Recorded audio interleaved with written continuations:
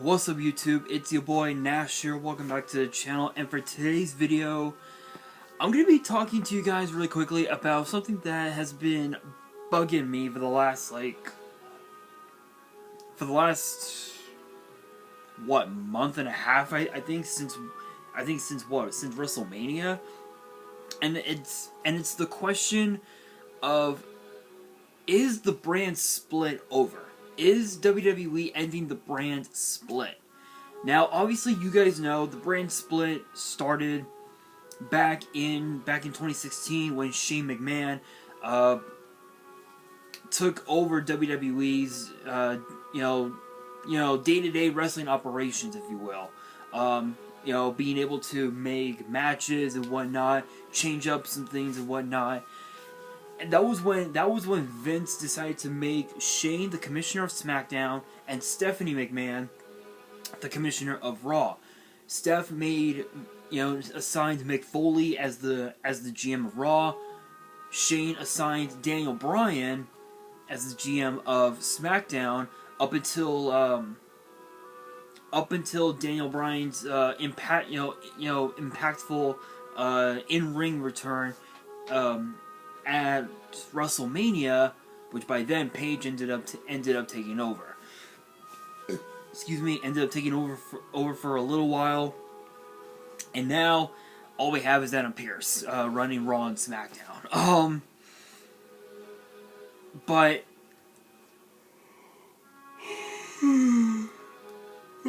excuse me.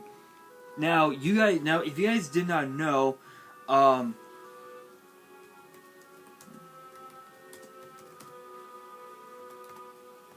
if you guys didn't know, the draft results from 2016 was absolutely nuts, and it actually started literally in the beginning of the summer, and the way it went was this: for every two picks SmackDown got, Raw got 3. Obviously, because of the fact that Raw is a 3-hour show, SmackDown was a 2-hour show. So the first round picks for excuse me, for the draft, the first round featured Seth Rollins going to Raw, Dean Ambrose, the WWE champion at the time, going to SmackDown, Charlotte, the women's champion, going to Raw, AJ Styles to SmackDown, and Finn Balor to SmackDown from NXT. The second round, Reigns went to Raw, John Cena went to SmackDown, Brock Lesnar went to Raw, Randy Orton went to SmackDown, and The New Day went to Raw. Round 3 featured Sami Zayn, Sasha Banks, and Chris Jericho to Raw, Bray Wyatt and Becky Lynch to SmackDown. Round 4 featured Rusev, Kevin Owens, and of course Enzo and Cass. If you guys do not remember Enzo Amore and Big Cass, then you guys missed out. All 3 to Raw.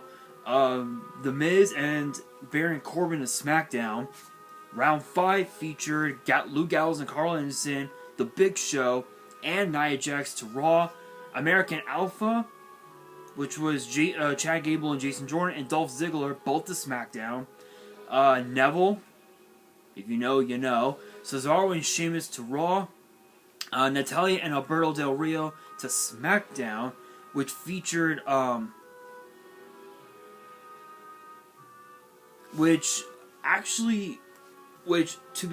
to be honest, Del Rio ended up getting released from WWE right before SummerSlam during that time, which is pretty crazy.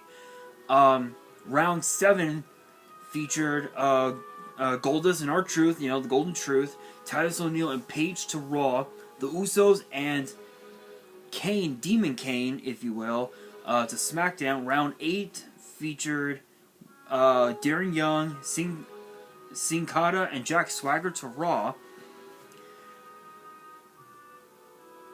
And Kalisto, Naomi, and the Ascension to SmackDown. Swagger ended up getting ended up getting released from WWE, right? Not too long, not too long after that, Darren Young ended up getting released as well, which was unfortunate.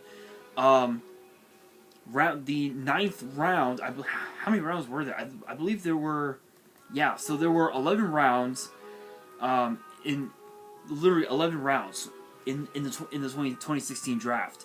Round 9 featured the Dudley Boys, Summer Rae, and Mark Henry to Raw, Zack Ryder, Apollo Crews, and Alexa Bliss to SmackDown. The Dudley Boys ended up retiring during right around that time. Summer Rae got released from WWE because of some bullshit that happened, and Mark Henry, I believe, became more of a backstage producer, if I remember correctly. The 10th round featured Braun Strowman, Bo Dallas, and the Shining Stars, which I think were Epico and Primo, to Raw. Breezango, if you know, you know. Eva Marie and the Vaudevillains, I think Simon Gotch and Aiden English, to SmackDown. And the final round featured Alicia Fox, Dana Brooke, and Curtis Axel to Raw, Eric Rowan, Mojo Rawley, and Carmella to SmackDown. She was the last draft pick for SmackDown. Crazy. It's crazy. And then the only person that was never drafted was Heath Slater for some reason.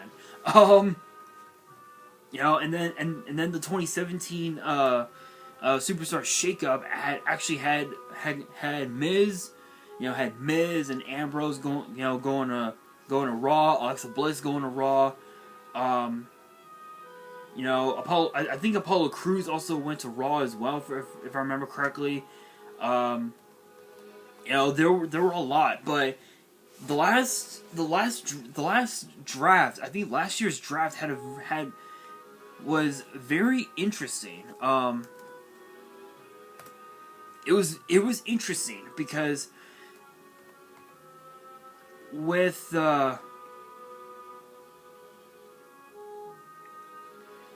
because the draft from last year was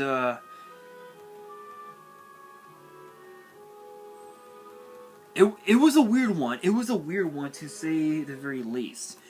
So as far as the men going to Raw, it ended up being Big E, Randy Orton, Riddle, Edge, Keith Lee, Rey Mysterio, Dominic Mysterio, Theory, Bobby Lashley, Seth Rollins, Damian Priest, AJ Styles, Omos, Kevin Owens, Montez Ford, Angelo Dawkins, Reggie, Akira Tozawa, Chad Gable,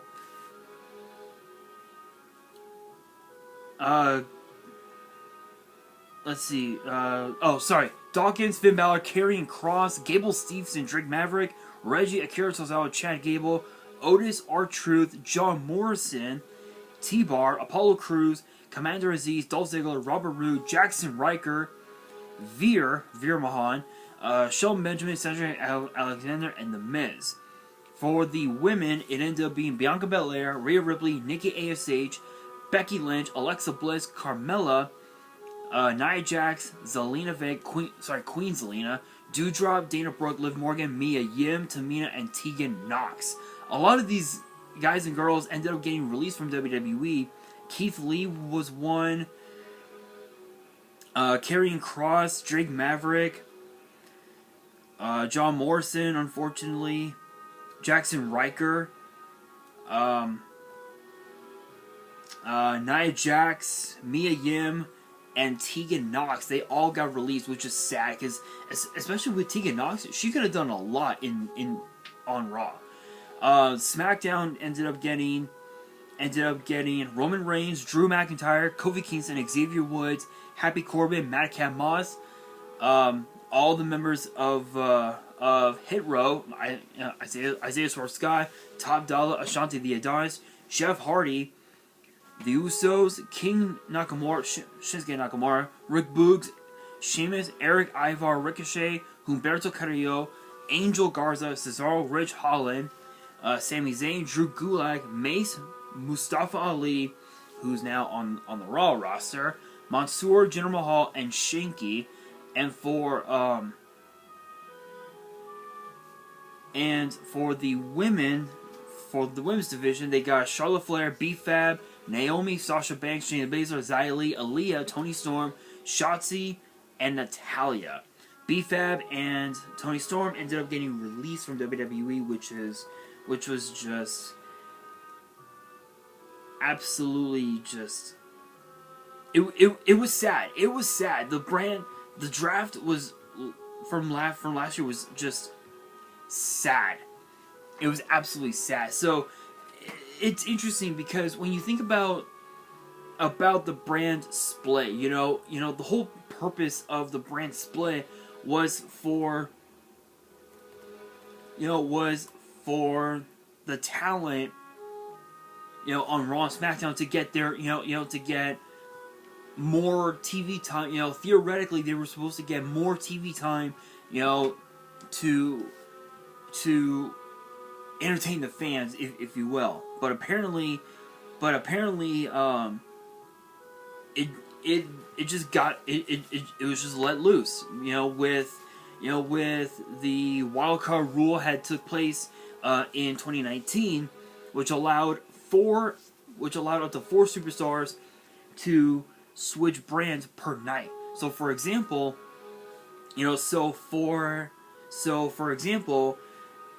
Corbin, Raw, let's say on Raw you have, Otis, Chad Gable, Kevin Owens, and I'll say Cody Rhodes could go to SmackDown, and then from SmackDown, the Bloodline, and we'll say Drew McIntyre can go to Raw. That's basically how it worked. But unfortunately, it was no longer available to us, as we ended up getting the quarterly brand-to-brand invitation, where superstars would be allowed to go to another show 4 times every year. So each quarter, so every 3 months, we would get to see superstars, for SmackDown go to Raw, and from Raw to SmackDown, or from Raw to NXT, or from NXT to Raw, because we've had that this whole year.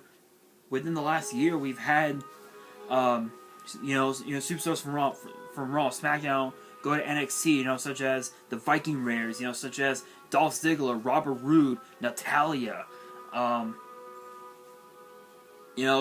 just to name a few, and of course too,